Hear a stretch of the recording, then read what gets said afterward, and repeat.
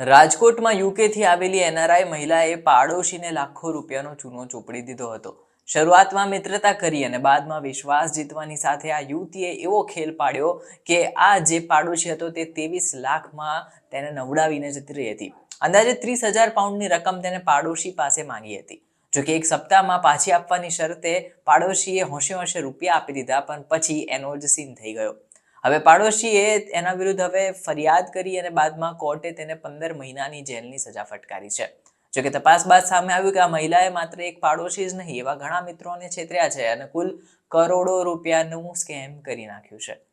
ફરિયાદીના જણાવ્યા પ્રમાણે વર્ષ 2015માં એનઆરઆઈ યુવતી નિશા જે દુસરા જે હતી, આ મહિલા યુકેથી રાજકોટમાં આવી હતી.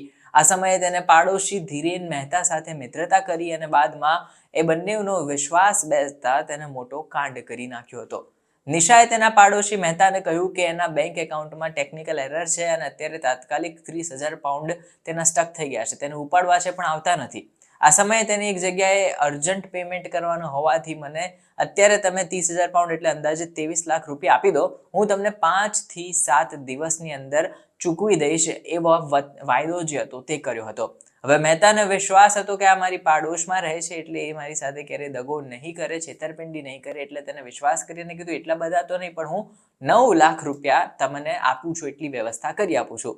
હવે 9 લાખ રૂપિયા આ યુવતીને મહેતાએ આપી દીધા. પછી 2 સપ્તાહથી વધુનો સમય પસાર થઈ ગયો, પણ નિશાએ રૂપિયા આપવાની કશિશ તૈયારી ન દાખવી. તે ફોન કોલ ઇગ્નોર કરવા લાગી. એટલે તેના પાડોશી મહેતાએ પછી છેવટે પૂછી લીધું કે બહેન, મારા 9 લાખ રૂપિયા તમે પાછા આપી દો, 2 સપ્તાહ થઈ ગયા છે. તો આ નિશાએ કોણીએ ગોળ ચોંટાડતા કહ્યું કે ચલ 8 ડિસેમ્બર 2015ની તારીખનો એક ચેક લખી આપું છું, એ તું આ તે વટાવી દેજે.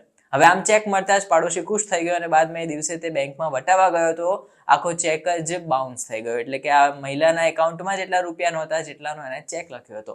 આમ થતાં તરત જ ચેક બાઉન્સ થતા હવે મહેતાને જાણ થઈ ગઈ કે એની સાથે મોટો ફ્રોડ થયો છે. હવે તેને પોતાના એડવોકેટ મારફતે નિશાને ડિમાન્ડ નોટિસ પણ મોકલી અને ત્યારબાદ એને કોઈ જવાબ ન આપતા છેવટે જાન્યુઆરી 2016ના જે સમય હતો ત્યારે તેને સ્યુટ ફાઇલ કરી દીધી હતી. નિશાએ જો કે કોર્ટમાં દલીલ કરી હતી કે આ જે તારીખનો દાવો કરાઈ રહ્યો છે ત્યારે તો તે ભારતમાં જ નહોતી.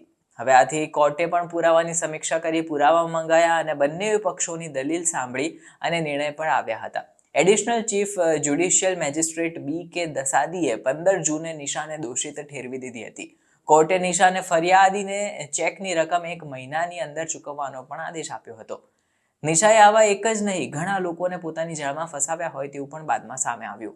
કોવિડ મહામારી સમયગાળા દરમિયાન તેને એનઆરઆઈ હોવાનો જે હતો તેનો ફાયદો ઉઠાવ્યો, તેને બધા લોકોને પોતાની જાળમાં ફસાવ્યા, મિત્રતા કરી અને બાદમાં લગભગ આટલા બધા લોકો જોડેથી 8 કરોડ રૂપિયાની કુલ રકમની છેતરપિંડી કરી દીધી છે. અત્યારે આવા જુદા જુદા કેસમાં તે દોષી પણ સાબિત થઈ છે અને અત્યારે મુંબઈની જેલમાં સજા ભોગવી રહી છે. તે એક હેબિચ્યુઅલ ક્રિમિનલ હોવાનું સામે આવ્યું છે. એટલે કે હવે તે ભારતમાં જેવી આવી કે તરત તેની ધરપકડ એ સમયે થઈ ગઈ હતી.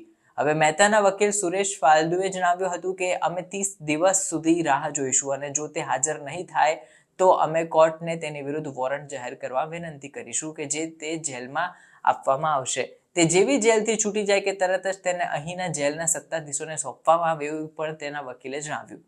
વકીલે વધુમાં કહ્યું કે મુંબઈના અલગ અલગ પોલીસ સ્ટેશનમાં નિશા વિરુદ્ધ છેતરપિંડીના ઘણા કેસ નોંધાયેલા છે. રાજકોટમાં પણ આ કેસ નોંધાયેલો છે. એટલે કે હવે આ અંગે મોટી કાર્યવાહી થશે અને બાદમાં આ નિશા જે છે તેના જેટલા પણ સ્કેમ છે એના પર્દાફાશ થયા બાદ હવે મોટું પગલું ભરાશે.